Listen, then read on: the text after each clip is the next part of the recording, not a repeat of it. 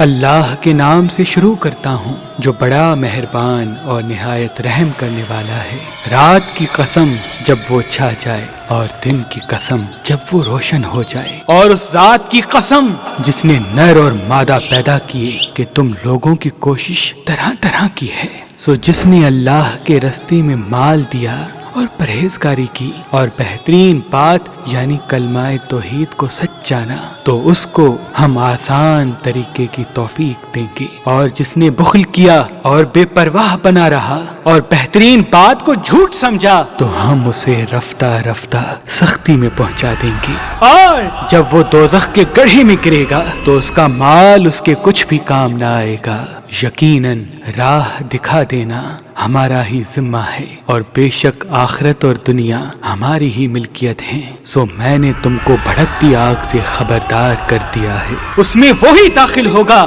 جو بڑا بدبخت ہے جس نے جھٹلایا اور منہ پھیرا، اور جو بڑا پرہیزگار ہے اس سے بچا لیا جائے گا۔ وہ جو اپنا مال دیتا ہے تاکہ پاک ہو، اور اس لیے نہیں دیتا کہ اس پر کسی کا احسان ہے جس کا بدلہ اتارا جائے، بلکہ اپنے رب اعلیٰ کی رضامندی حاصل کرنے کے لیے دیتا ہے، اور وہ عنقریب خوش ہو جائے گا، اور وہ عنقریب خوش ہو جائے گا۔